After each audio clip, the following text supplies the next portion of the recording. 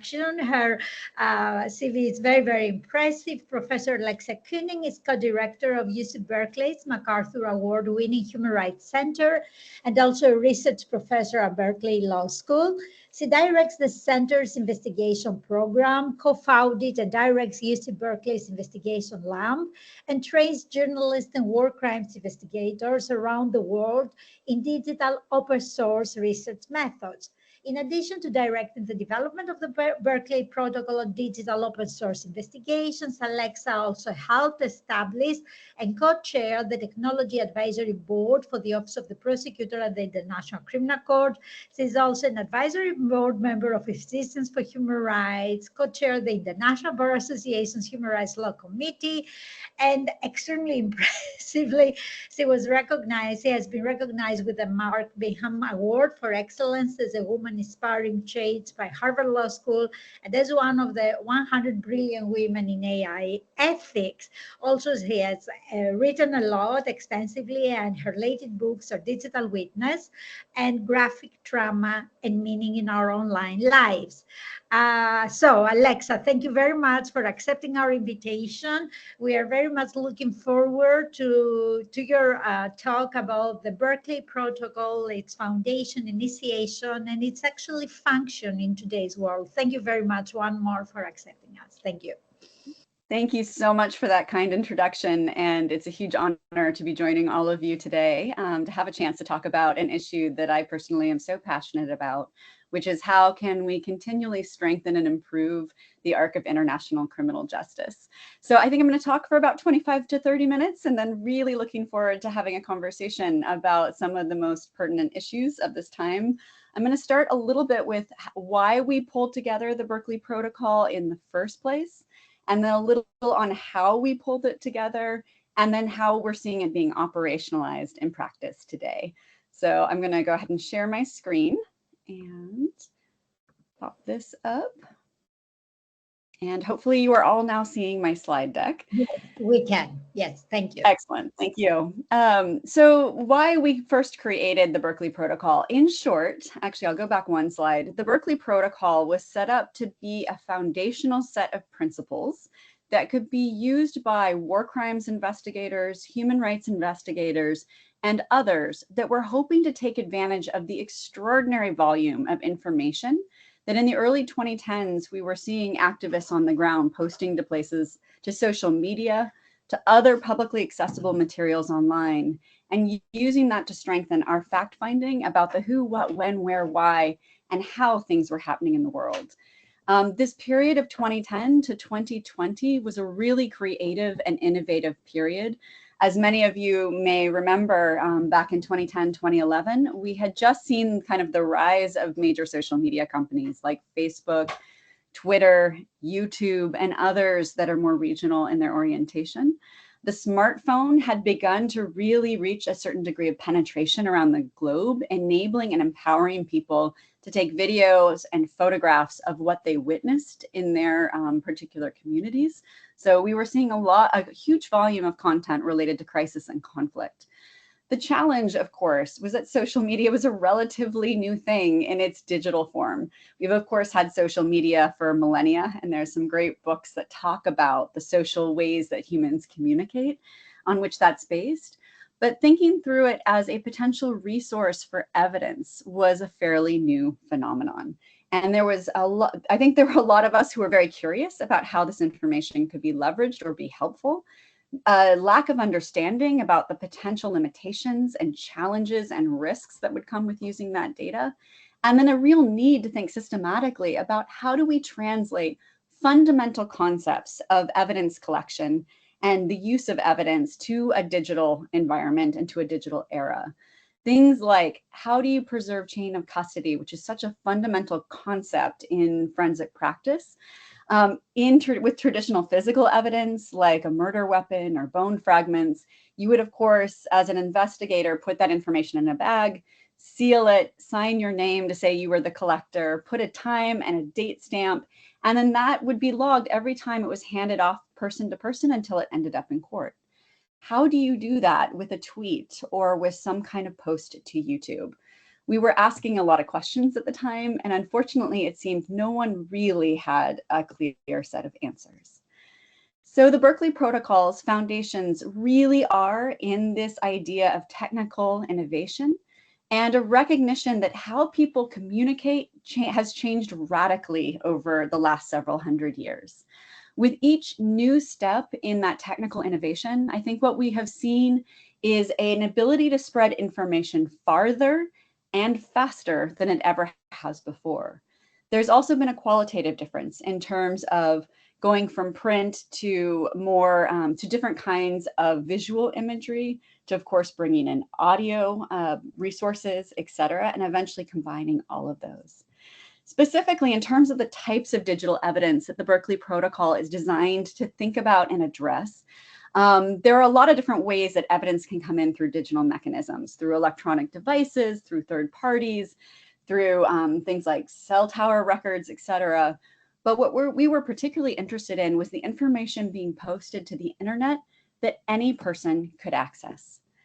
The other technological innovation that really prompted the desire or the need to create the Berkeley Protocol was the growing accessibility also of satellite imagery. So around the year 2000, satellite imagery, which had previously only been accessible really to governments, was made commercially available. And of course, over the last 25 years, we've seen an increasing utilization of satellite imagery to help us situate conflicts and crises in geographic space, but also to perform a lot of the basic methods that are now endemic to digital open source investigations. So certainly having that as a new resource or tool in our toolkit as investigators was a pivotal moment. What are we talking about when we're talking about open source information? As many of you on this call know, it's really a broad array of information. We often think of it in terms of social media content, but it can include everything like the geospatial platforms I just mentioned, to video streaming sites, to government records. Those have definitely been of use. Corporate records, legal records, information posted to the Wayback Machine, which may be historical records of what has been posted to the internet, et cetera. It also really reflects a need to have greater training across various areas of practice, whether someone is a lawyer or a journalist or a human rights practitioner, to not just know how to mine the surface web, which is the approximately 4% of information on the internet that you can access by putting in a search query in a search engine. So for example, the information that's been indexed by Google or Bing or others, but to know how to get to the additional 90% that is in the deep web. And that's where you need to just have some very basic skill sets of knowing how to get behind kind of the front cover of a web page, et cetera, and be able to mine those deeper resources. We do not personally in our investigations team use the dark web as much, but of course there's an additional 6% of data that is available in the dark web where you need special software to access that information. There's obviously a tremendous amount of data that's potentially relevant to international criminal investigations and domestic criminal investigations on that dark web. So our journey here at the Human Rights Center at UC Berkeley really started in this space around 2010, 2011. Before that time, we had already been thinking about how new and emerging technologies were changing human rights practice. For 20 years, and actually now 30 years, we've been looking at DNA-based technologies and how DNA samples can help identify the dead in war or the disappeared, how it can also be used to reunite families who've been torn apart by conflict. One of our biggest programs had been using DNA to try to match children who'd been separated from their families during El Salvador's civil war and actually find those lost children and reunite them with their biological families. So that kind of scientific or technical inquiry was already part of our practice and something that we, as we were trying to innovate in that space, sharing with investigation teams. But in 2009, we hosted a first workshop to try to bring together human rights practitioners and others from around the world who were asking what this digital turn might mean for human rights research. And so we hosted an event called The Soul of the New Machine, which I think might have been the first global kind of conference on this particular topic, to explore across technologists and investigators how these different digital forms of knowing things were beginning to come into practice. That led to us in 2011 asking a question that was being asked by many other organizations at the time around the world.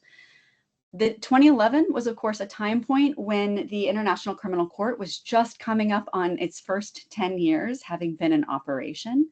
And like many who were working on issues of international criminal justice, we were asking how good of a job is the Office of the Prosecutor doing in fulfilling its mission to get justice for the most grave crimes and the highest level perpetrators of those crimes. So we sent a PhD student to the International Criminal Court, and she went through thousands of pages of records and talked to a number of people. And she came back and she said, the results are not great. A number of cases had fairly recently fallen apart at fairly early stages of prosecution. And the judges were saying that the prosecutors were over-relying on the stories of survivors without bringing in the kinds of corroborating information that was needed to meet the court's evidentiary standards to allow these cases to proceed.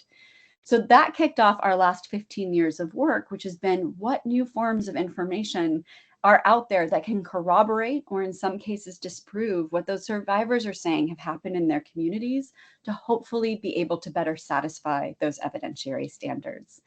What you're seeing in front of you right now is just a series of reports that we began to put out as we worked with the International Criminal Court, practitioners from the Tribunal for the Former Yugoslavia and Rwanda, and other different international criminal justice efforts to really begin to share knowledge and insights about how satellite imagery, drone footage, social media content, video footage, etc., was potentially useful.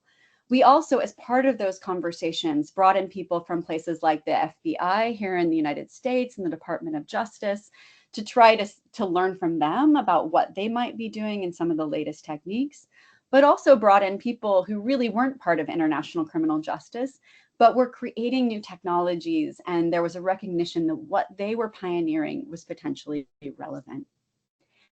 In that period from like 2010 to 2020, what I think we saw were a number of organizations that began really trying to actively address this issue of how can new forms of video and photographs and audio potentially be mined and useful for human rights and international criminal law purposes?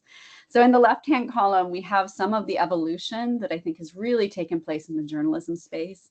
Storyful was certainly an early pioneer. They had done an extraordinary job back in 2010, or starting in 2010, to really show major media how the internet could be mined, and particularly social media could be mined, to pick up on news that was breaking around the world before the major media were even aware that things were happening, because it was relying on the posts that people were putting to YouTube and Twitter and elsewhere.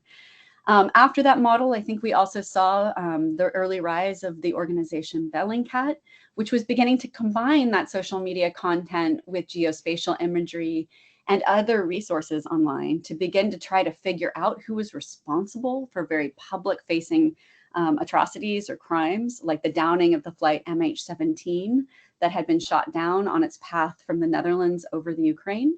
Russia denied its involvement in shooting down that plane, but Bellingcat was able to piece together information and share with the public why they believed that Russia was actually behind that particular event. The visual investigations team at the New York Times, I would say, has also been a major pioneer. In 2017, they were formed to really think through new forms of storytelling that would combine a lot of these digital open source information, like smartphone-based communications and social media content, very visual media like CCTV footage, et cetera, and bring that into a new way of communicating information that hopefully would really help minute by minute break down very complicated world events in ways that people could wrap their heads around. The center column, I'd say, was really focused on the legal space more than the journalistic space. So how could, and I'd say Vidaris Credere is probably the exception to that, where they've worked across these different fields of practice, which is why I put them in the middle. But how do you do things like preserve chain of custody over a video that someone captures to a smartphone?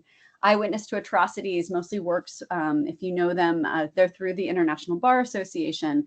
They work with closed source information as opposed to open source. Their information is not publicly accessible, but they were thinking through critical, relevant issues. Like if someone captures a video of something happening on their smartphone, how do you get that to an evidence locker where it will be preserved and time and date stamped so that when it finally makes its way into a courtroom, if it ever does, there's a way to understand the reliability and authenticity of that material in ways that will maximize its potential value for court. And then finally, in the third column is kind of the human rights groups and organizations. At the bottom is a picture of the Digital Verification Corps from many years ago at their annual meeting. The Digital Verification Corps was set up by Amnesty International. We were the first partner in that effort to basically see if university students could be trained in some of these methods to create a professional pipeline that really hadn't existed before, and begin to create people with the basic skills needed to mine this space. Witness was an early partner of ours in those conversations with the International Criminal Court and others. They were really thinking about the value of visual or video imagery in particular. So that brings me to 2016, 2017.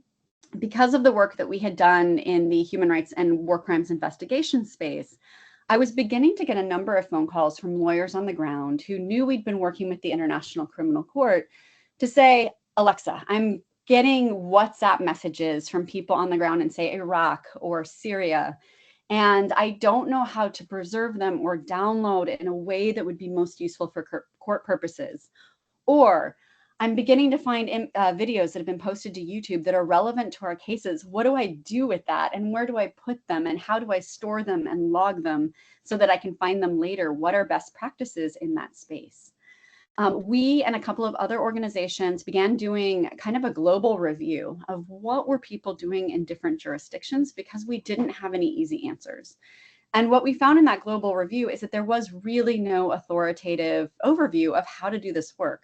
When it was being done for legal accountability, it was often being done by kind of one-off ad hoc people within investigation teams who happened to have skill sets that they developed through almost kind of random opportunities and skills building. And then we're trying to bring those into their units, but it wasn't systematic. The other challenge we saw is that these methods on mining the internet for public-facing information were being pioneered by very different areas of practice. So as I've mentioned, we had journalists who were really coming up with really impressive methodologies about how you could find relevant data and verify the accuracy of that information. You had the legal space, which was beginning to realize deeply the relevance of some of this information to their work, but didn't have necessarily systematic pathways for finding and locating that information and bringing it into their process. And then you had the human rights organizations that were somewhere in between the two, and were kind of a bridge between the legal accountability space and the journalistic space, also doing a lot of creative pioneering. The challenge is because these are very different areas of practice, they use different terminology to describe things. As just one concrete example, journalists were calling everything evidence. The lawyers were like, what you're talking about isn't evidence, it's just information. Evidence is information you introduce in a court to prove an issue under investigation. And so it was little things like terminology, which made it difficult to communicate. There were also very different norms, very different ethical standards that came with handling data that needed to be thought through. So for example, social science researchers who wanted to use this information, which were kind of like the human rights researchers, they might need ethical review or clearance or certain ways of handling or anonymizing data to be able to use it under their ethics frameworks. With journalists, transparency was often a huge value in this space. We should show every step of our investigation because then the public will have greater faith in the work that we've done. It will also allow others to replicate the work and see if they reach the same conclusions. While the legal space felt sometimes that transparency is exactly what you don't want to do, that you could get people killed if you're giving the exact geo coordinates of where a particular video was shot. Maybe that's the headquarters for an activist group or someone's home. And so there were real concerns about kind of the ways that journalists and lawyers were working in the space and the ways they might get in each other's way. We gathered together, actually I'll go back here, we gathered together a bunch of people in Italy to begin to have a conversation about, is there a need for some set of guidelines, et cetera, that could become a foundation to facilitate communication across all these groups, to lock in some of the things that we know people should be thinking about if they dive into this space, and begin to just give guidance. Because we were beginning to receive so many phone calls, I couldn't respond to all of them. So I was also thinking, if we could just get all that we were learning captured in one document, that could be at least something that we're sharing with other groups. The other challenge we were seeing is that when you work in digital spaces, you're potentially creating new risks, as many of you know, that aren't the same in physical space. So for example, if you're visiting a website, you're leaving behind that digital trace of what device you may be using or what part of the world you're coming from. And if, for example, you're coming from The Hague or you're coming from Berkeley, California, if enough people are pinging that website, there may be an alert that's going off in whoever hosts that website that we're somehow being reviewed or surveyed or et cetera. And that could create great risks for your investigation, for the people you're trying to support in that investigative work, for your teams, et cetera. So how do we begin to disseminate some of that knowledge? When we had that conversation, the consensus, the first day was the most interesting. I had allotted in our agenda about 2 hours for us to come up with 4 or 5 basic definitions that we could all agree to. Things like, what is digital open source information? What is digital open source evidence? What does open source mean? And it ended up being such a contested conversation that it ended up taking 8 hours just to come up with 4 basic definitions. That for me was very powerful evidence that we really did need something like this to begin to reach some consensus about where the space was, or where this field of practice was, and where the field of practice should be going. One big misunderstanding about the Berkeley Protocol is that it's best practices. We never set out to create best practices. It was always to create some minimum standards that people could rely upon and ask the right questions as they were building teams or starting an investigation that could become the foundation on which they built their particular standard operating procedures and how they were going to do their particular work. One of the great things about digital open source investigations is they're supposed to be incredibly democratizing. Most people who have access to the internet probably can find information relevant to an inquiry. But then the question was, were the journalists not understanding some of the legal risks that were coming in? And were the lawyers maybe not understanding some of the other perspectives in the space about how people operate? And we needed to kind of pull that together.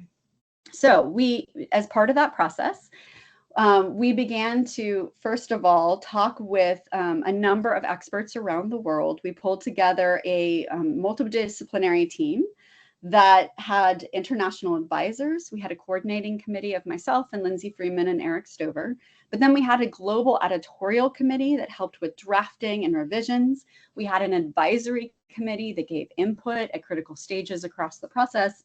And then we held a series of global workshops to work out really contested areas of practice that had not yet matured into any kind of consensus. And I think that was one of the most fascinating pieces of this.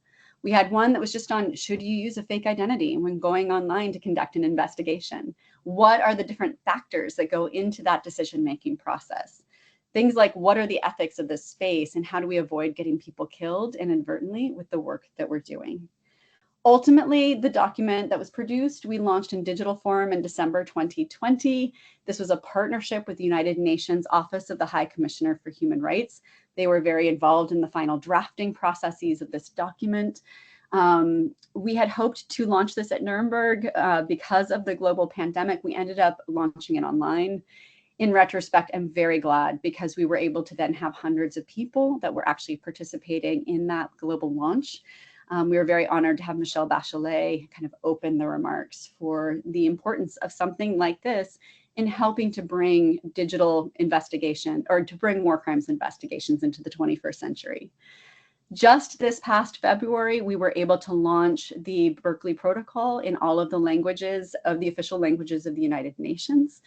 So those are now available as resources. And I realize I'm coming up to close to the end of my 25 to 30 minutes. I won't speed through this too much, but I do want to kind of look at what comes next. In terms of the Berkeley Protocol structure, it aims to look at professional principles. What do you as an investigator ideally know and be aware of about how to do your work to the greatest professional ability possible? Methodological principles that really get to the how you do the work to maximize accuracy, to ensure that you don't lose critical information relevant to an investigation, given how ephemeral the internet can be. And then finally, ethical principles that really are part of the shaping of the who and the how and the what we end up doing. The definitions piece that I said became so important to this, I think how we have framed things in the Berkeley Protocol is that all of the open source data that we may access would fall under the umbrella of information. And then within that bucket of information, there's really three categories that are important to be thinking about. One is intelligence. So it's information used for decision-making purposes, like where are enemy troops moving to so that you can decide how to line up your troops. I'm using a very crude example, but it's really for kind of next step purposes. Lead information that can lead you to other evidence. So for example, if you find a video on YouTube of a particular incident, are there other people that you can see also videotaping, suggesting there may be other videos out there that could be valuable evidence? Can you see people who could potentially become witnesses if this becomes an incident that is later investigated and prosecuted? And then finally, could this serve as evidence itself, information that can lead to better understanding the base crime, the who, what, when, where, why, and how something happened, or to the chapeau elements of a war crime, crime against humanity, genocide, or the crime of aggression. In terms of definitions, I think this was the hardest part, just what is digital open source information? And where we landed was that it's information that's accessible on the internet that any member of the public can access through observation, meaning you put in your search terms and you see what pops up, or you go to a website and you see what's available.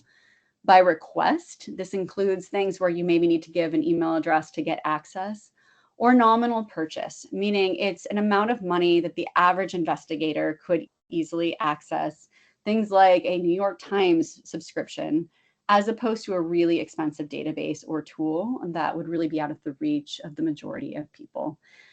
It does not include information where you need special status, like law enforcement status, the ability to issue a subpoena or warrant, or to secure one to get access.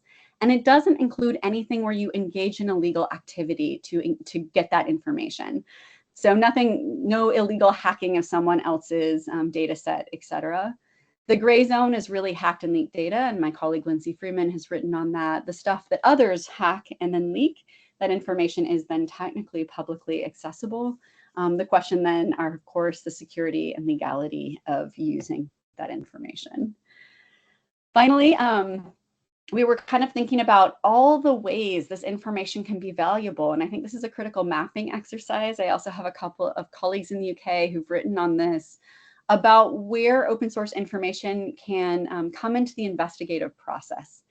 And I think it really is everywhere from pre-investigative steps through the investigative life cycle out into how you communicate that information, whether in a court of law or in the court of public opinion. Perhaps one of the most critical things that I think is the leap for more traditional investigators who are relatively new to digital investigation is the importance of creating a digital risk assessment, a digital landscape assessment, and an online investigation plan. So you're just not hopping onto the internet and putting in key terms and seeing what pops up, but that you actually have a strategy, that you've thought through who may be communicating online about information that's relevant to your legal investigation, how they communicate. So if you think about online information, it's often communicated in coded language. I just had a student who was working on a trafficking open source investigation related issue. And one issue that came up was using the number 16 in someone's social media handle to suggest the letter P, which may suggest that somebody is a pimp and is actually engaged in the selling of people. And things like how we communicate online, like who communicates where. So for example, my children may communicate on TikTok while I'm communicating on Twitter/X or in other places on the internet. I'll skip over this for the sake of time. I think the thing that I find most useful, honestly, about the Berkeley Protocol are the annexes, because a lot of teams that are relatively new are trying to figure out how do we collect this information? What do we do with it once we have it? And there's a few resources like a sample investigation plan, an online data collection form that we hope will be of utility and has been of utility to other teams. So maybe I'll take 2 more minutes to just talk about how is the Berkeley Protocol now being operationalized. We were very thrilled to see that it was almost immediately picked up when it was put out. It was immediately translated into Ukrainian in an informal version. We know it had been used by the Ukrainian Prosecutor General's office. We also, as part of the development process, my colleague embedded at the International Criminal Court, which is invaluable, because as we built the protocol, we were able to test portions of it against how these investigations were working on the ground, and then take valuable information from what we saw to work and not work and bake that into the protocol. I think there are some major important next steps that will come up that I'll cover in just a moment. But perhaps one of the most important things to think about is just how digital open source investigations fits into the bigger arc of research. I think what we would want people to take from the protocol is that at the base, we still need all those fundamental research skills that we all learn in school, and that are so critical to any form of research. So thinking critically and being able to articulate clear research questions. But then the next layer is these digital skills of having advanced methods for mining the internet and other digital data in ways that can be helpful and that are strategic and that aid accuracy. And then finally, facility with different digital tools. There are thousands of tools that are potentially useful to open source investigation. So really curating as a toolkit for yourself and for your teams, understanding the kind of what you're going to need to do as part of your investigation and finding the right tool that has the right security profile for that effort.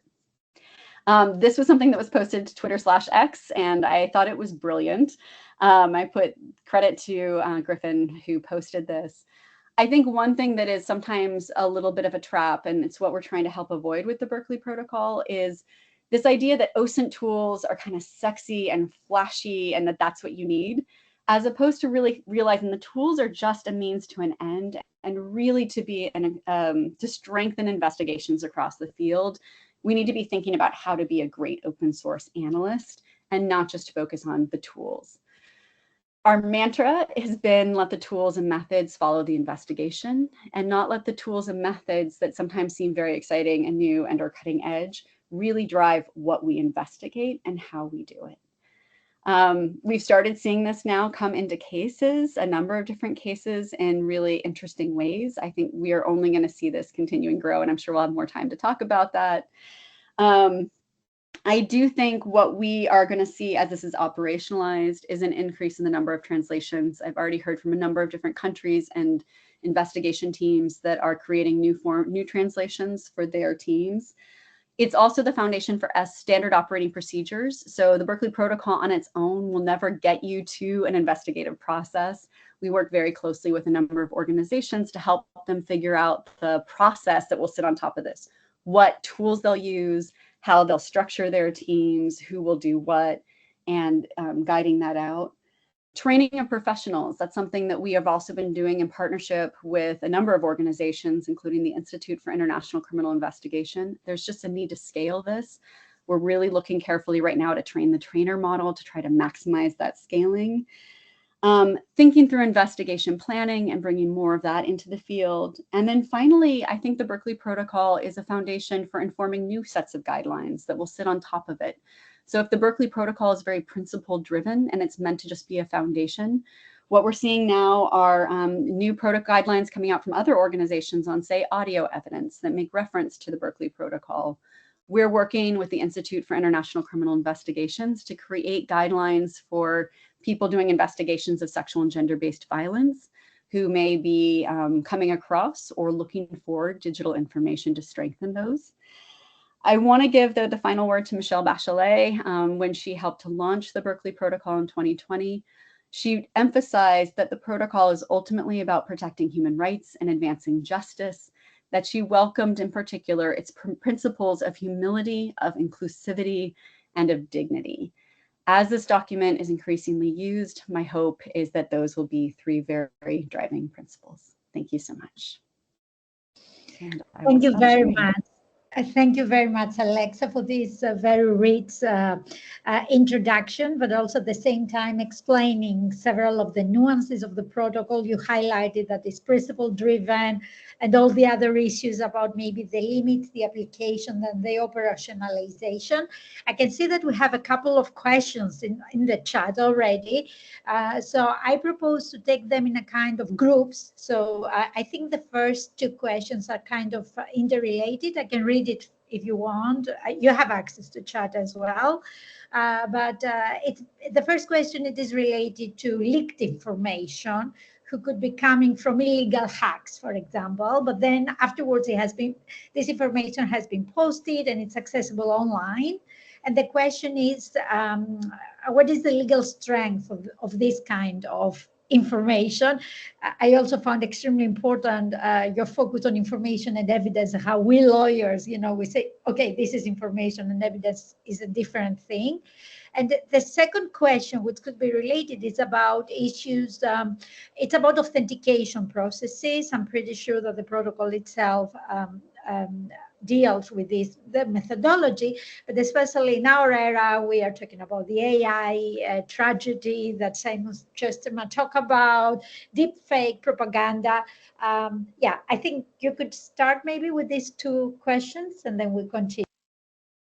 Absolutely. Thank you for the questions. In terms of leaked information, that is something that we keep coming across, as I'm sure many people on this call do as well. Leaked, I think once information is leaked, it is technically at that point, if it's been leaked online into a public resource, it becomes digital open source information. Now, I think the challenges that arise at that next step are the ways that you can potentially use that information and also some of the security risks of accessing that information. So we were working on an investigation fairly recently on alleged crimes within a very closed society, meaning we can't get boots on the ground there. And there was a massive data dump where an organization that remained anonymous said that they had hacked into the government databases, grabbed a bunch of content and put it up in a public space. We are part of a research or investigation consortium for that one. So there were a lot of conversations among our team around who, how, and if we should access that data. I think the first question I always recommend is know the law relevant to accessing it. So if you are breaking the law in accessing or downloading or using that information, you're aware of the legal risks to yourself, your team, and to others. The second is, what is the professional ethics? Like if you're a journalist or you're a lawyer, you may have, or you're a police officer, you may have very different frameworks in which you're operating around what you can and cannot do. And then third, I think there's some OSINT principles that are always relevant to that decision making, and that's around security risks. It's around dignity related issues. Would you potentially be, by using this, exposing or accessing deeply personal or private information that maybe should stay there? And then third, is it actually helping you with the accuracy? And on those kind of that last point of security, dignity, and accuracy, on the security front, one very concrete risk, I think, is always, you never know who's, or you sometimes do, but sometimes you don't know who's leaked that information. Could this be a Trojan horse? Could this be that government itself trying to sniff out who is looking at them and or get you to download this data dump that's been heavily publicized at this point, and they're going to like embed malware into it or some kind of surveillance software so they can start surveying the people who are looking at them as a country, and maybe it's dummy information. That gets to the accuracy. How do we know how reliable that information is? Is it actually propaganda masquerading as some kind of legitimate data? So then the authenticity and verification becomes incredibly crucial. In this example of this one investigation we were working on, we decided that one of the groups within the consortium had the kinds of security experience to access the information as safely as you potentially could.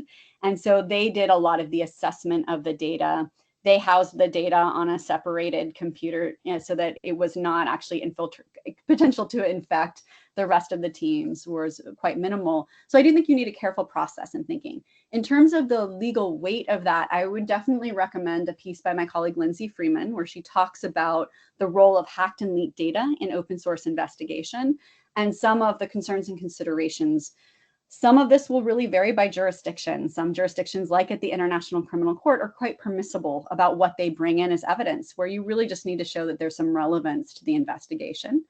Others may have stricter safeguards. I'm particularly thinking of the US, where there's the fruit of the poisonous tree doctrine, and you really need to think about the legality of that chain of custody of the information. Most likely, you'll probably get it in.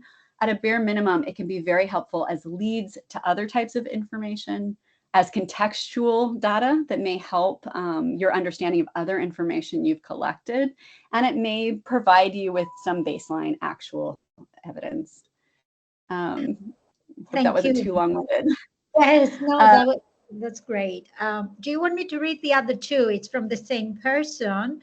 It's about the ethical, whether you think that there are unique ethical challenges dealing with crowdsourcing as a way to gather information compared to other OSINT methods.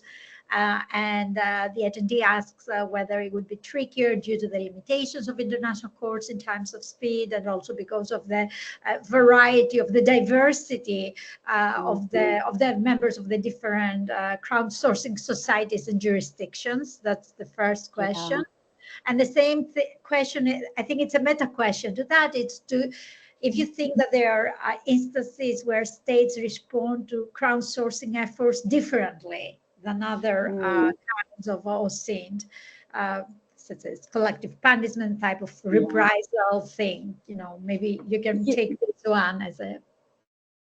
No, I'd be happy to. Absolutely, in terms of a unique ethical challenges with regards to crowdsourcing. I actually just covered this in my investigative reporting class that I co-teach last night, where we were talking through ethical kind of OSINT gone wrong. And quite a few of the examples really do come from crowdsourcing. Crowdsourcing, for anyone who's not familiar with it, I'm guessing most people are, is where you basically put out a bit of information and you're trying to get from the crowd, meaning the public in general, any insights they may have that are helpful to your investigation about that discrete piece of data. So it might be posting a photograph of a location that's been used for trafficking and trying to see if anyone knows where that location is, or showing a clip of a video or a photograph of someone, say the assault on the US Capitol back in 2021, and seeing if anyone knows who some of the people depicted in that may be. I think the biggest issues are where that and how that crowdsourcing happens.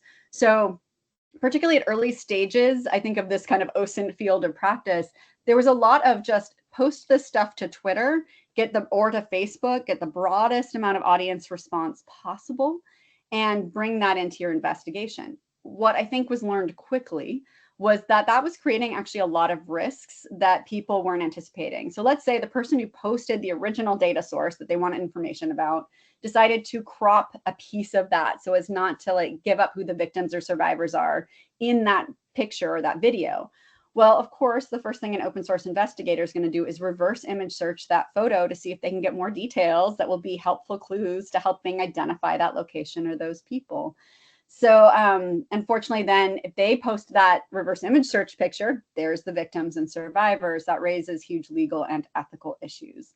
The other challenge that I think is very common is starting to name perpetrators or hypothesize. We saw this with the Boston bombing, where a person who'd actually recently died was accused of being one of the Boston bombers, the people who let off bombs in Boston, Massachusetts, that had killed a couple of people and injured quite a few more.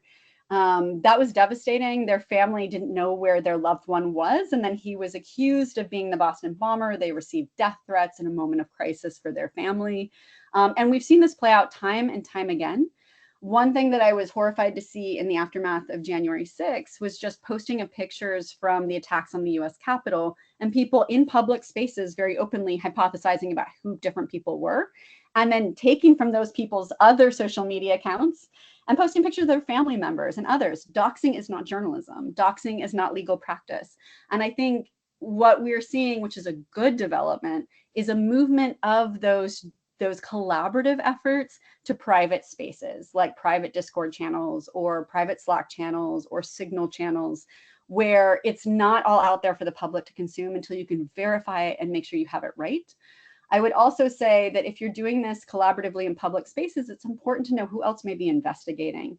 And could you potentially be sending out signals like that are going to hurt that legal investigation? So there's a ton there. I mean, I could talk for hours on crowdsourcing and pros and cons. In terms of states responding to crowdsourcing efforts differently, yes and no. I mean, I definitely think that the information being brought in from crowdsourcing can be any of these different kinds of data. It can be lead evidence, it can be contextual evidence, it could be potential crime-based evidence. I do think you could see, you do sometimes, I would be concerned about states, because of the public nature sometimes of these efforts, having almost sham responses of, okay, we captured the perpetrators and we put them in jail. You know, there may be a performative aspect to it that I think could be really problematic. I'm sure others would have better responses. I also realized we skipped over the question about, I totally missed it, on combating issues with authenticating AI, deepfake, etc. Should I respond to that one really quickly? Yes, please. Okay, great. So I think in terms of the increased presence of AI and particularly machine learning based technologies, which have allowed for like duplication of people's voices, we've now seen many instances of videos that claim to be of someone saying something they never actually said. There's a couple famous cases of bank heists being performed with audio deepfakes, where someone claimed to be working from within a bank system and requesting a transfer of funds on an urgent basis and getting that money transferred. It turns out it was actually just a criminal network and not the bank officer who'd made that request. So I do think it's a growing issue. What I hope the Berkeley Protocol helps with is that there is a 3-step verification process that I do think is really important to think through and can be helpful even in these instances. The Berkeley Protocol strongly recommends that you engage in in technical verification. This just came up last night on something I saw on Facebook about who was posting stuff to US government websites and strongly suggesting it wasn't US government actors who were posting it, because if you downloaded the documents and you looked at the metadata, if you look at the metadata, it will often tell you either on what device something's been created. Sometimes it's even affiliated with the name of the organization. So people were doing that and finding strong information that would suggest that this was not the US government that had posted this. So technical, I think verification is really important. Second, content verification. That's your classic geolocation, also just internal analysis within the 4 squares of a photo or video. If you're told this is Berlin at 6 p.m. in the middle of winter, like, does it look cold? Or what are people wearing? Can you line up marks to identify this is actually Berlin? So that's content analysis. And then the third part that we find people sometimes skip over, but is very dangerous to skip over, is the source analysis. And that's to trace that particular item you're interested in all the way back to the original source of that data. And that's where we've seen journalists and lawyers sometimes just get it really wrong, is when they don't realize who the source is. They haven't done the analysis to say, if someone's claiming this is from what's happening on the ground in Ukraine, has this person ever posted about Ukraine? Who is this actual person? What might be their motivation and intent in sending out this information? And really doing that deep dive. I think that can still be very powerful and helpful with AI, deepfake, propaganda, etc. The question is, though, for what purpose are you doing it? If it's for legal practice, I think that can actually, the safeguards that are in place, I think really can be helpful. The challenge, though, is the damage done by, because, with government policy, with people's understanding of what's happening in the world? I think the propaganda piece is really difficult and something that we do need to think about more constructively to help safeguard our societies. Thank you so much, Alexa. Thank you for giving also particular examples in order to make it more explainable to all of us. We keep having questions. I would say that at this stage, maybe we can wrap up the questions. I think 3 of them are kind of context specific. So one of them comes from Maya, who asks about attacks on healthcare infrastructure. In particular, she mentions the example of Ukraine. Given your experience, your work with Physicians for Human Rights, your question is very much how this evidence, online evidence, how can be considered reliable, and what are the any limitations in legal proceedings. This is particular for that type of attacks. The second one is from a list about military open source collectors. It says that several times they come across material could be useful as lead information for evidence. And whether you could suggest how could they be incorporated, how would you suggest incorporating evidence preservation methods into the workflow of military open source? There is a particular question that I will come to the end, which is very much whether you can suggest any how people can develop skills, and experience in this area of investigation. And there is one more question. I have a question at the very end, if I may, but I want to give first the floor to the audience, which is about the, if I understood correctly, is about gender persecution, if that's right, that you mentioned, to what extent, and I think you mentioned that there is an attempt now to develop a kind of specific methodology. So the question is about whether there are issues of morality or efficiency. I have a final question. Maybe I can ask for the very end if you would like to take this particular question first. Sure, I'll try and go through these very quickly, and I'm sorry for the cursory level at which I'll do it just for the sake of time. With regard to the first question on kind of how OSINT's being used effectively in Ukraine to gather evidence, I do think Ukraine is a particularly interesting case study, not to in any way minimize what's happening there, but I think from an OSINT perspective, just how many organizations are collecting information there. You have multiple legal actors, you have multiple civil society actors. I think one of the big challenges is who has what and how is it being collected? Is that being standardized in any way so that the data sets can speak to each other? One thing I've been trying to work on with a colleague is, can we set a group of standards for these collections so that we're all gathering and preserving and tagging and coding it, much like an interlibrary lending system, so that any investigator who's trying to go for prosecution can make a request of that interlibrary lending system. No one has to hand over their data if they don't want to, but you can easily find the potentially relevant information. So I think there's a real need to clean that up. There's a lot more people now working in the space than there were, say, on Syria back in 2014 or 2012. So I do think we have to get better coordinated across all of these different teams. Where I do think it's being useful is creating timelines that are relevant to particular attacks, figuring out who are potential witnesses and or victims of these particular issues, getting contextual material to help put a particular incident into broader perspective.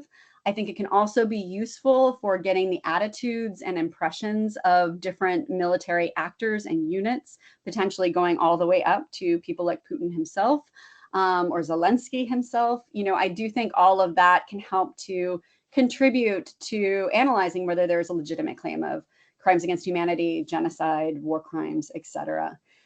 The biggest challenges in ensuring such evidence is admissible and actionable, I really do think, is dealing with the data problem. And data scientists have been dealing with large data issues for a very long time. I think we need to bring more of that into cleaning up the data and getting it more under our management. In terms of military open source collectors, I do think for any team of open source collectors, it's really important to have a preservation policy.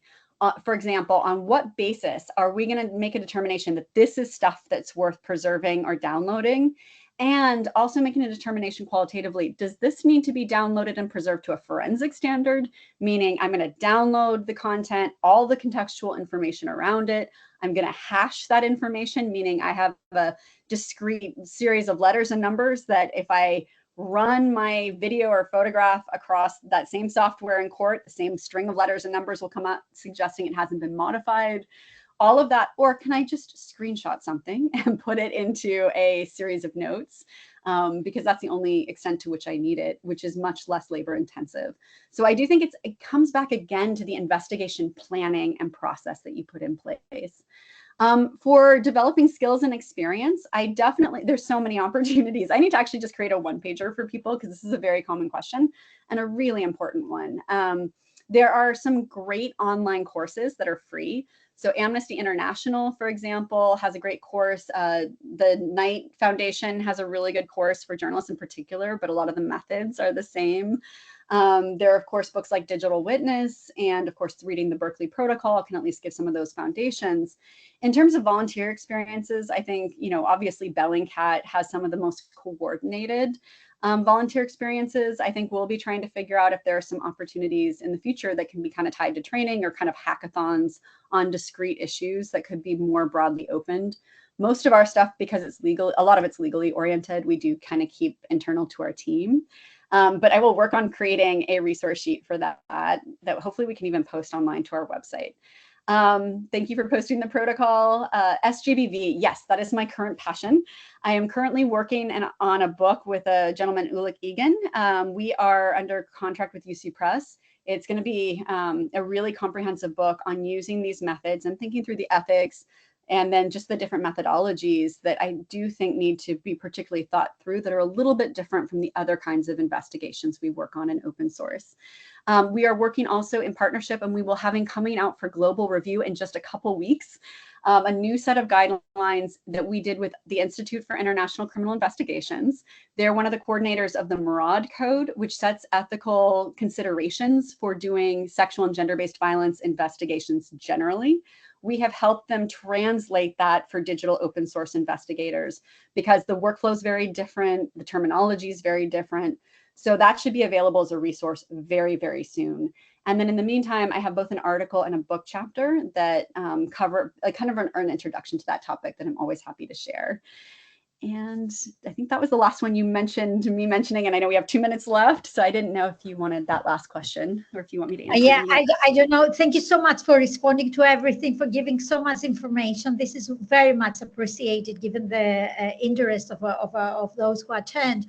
I want to ask only one question. I think I was thinking about digitalization as a whole, as a phenomenon and its interaction with international law in my own work. And I can see that you mentioned the component of democratization with the online open source investigation. And then I was thinking also being the critique, what would be, if you could identify a dark side in this democratization process or a kind of a risk, an inherent risk. And I was thinking, now to be a little bit more specific, do you think that there is an increased pressure on institutions, such as, for example, the International Criminal Court that we saw, they initiated this platform where, you can submit information. Do you think that it raises against the expectations by the institution itself? And also there is this increased pressures on institutions to act faster, maybe because we live in the era of speed and the issue of speed. So I stop here. I know it's not, but I'm dying for your thoughts in this topic. Thank you again. No, of course. And I think we could have an entire hour-long conversation on just that topic. But I apologize for that. No, of course. And thank you for the question. I mean, I definitely think there are some risks that come in, particularly in the sexual and gender-based violence investigation space. What people seem to be really worried about is that judges will now expect open source information. And if you don't have it, that somehow your case isn't strong enough to allow that to proceed. So I do think that is something that we need to think about, is how cases can be radically different in terms of the amount of information that you just might find in digital spaces and across countries and cultures. And I would hate for decisions to start to be made about what crimes to prosecute in what countries and contexts, because there's more or less of this digital open source data. So I think that's big. I also think the risk, I think we need training everywhere. So I love the idea of more and more universities coming online and creating pipelines of professionals, more professional training programs independent of universities. But I think those need to make sure always that they come back to not just how do you do OSINT, but how do you fit this into the broader research spectrum, and that you're really thinking holistically about it, bringing in the ethics of what you're doing, understanding the risks and rewards, and being quite thoughtful in your planning so that you can have the strongest investigation possible. Thank you very much, Alexa. As you said, we could talk forever about that. This is so interesting. Really, it's not like this cliche, this is interesting, but it's very interesting from a doctrinal, legal, ethical, and professional point of view. we could have you for more hours. Hopefully, we will host you sometime in person in London whenever you are again in Europe. It will be a great pleasure. On that note, I would like to thank you once more very, very much for accepting. I put on the chat also the website from the Berkeley Human Rights Center with the different versions of the protocol that it can be downloaded. We are looking forward to your next work, to the forthcoming work on the issues that we discussed. And I would like also very much to thank all the attendees, but particularly would like to thank Liz, our PhD researcher and assistant who always helps running these events. And I'm looking forward to seeing you all in our next seminar webinar. Thank you very much, Alexa, and looking forward to seeing you in person. So Thank you so much. Thank you all very, very much. Have a nice evening. Thank you. Bye-bye. Thank you. Bye.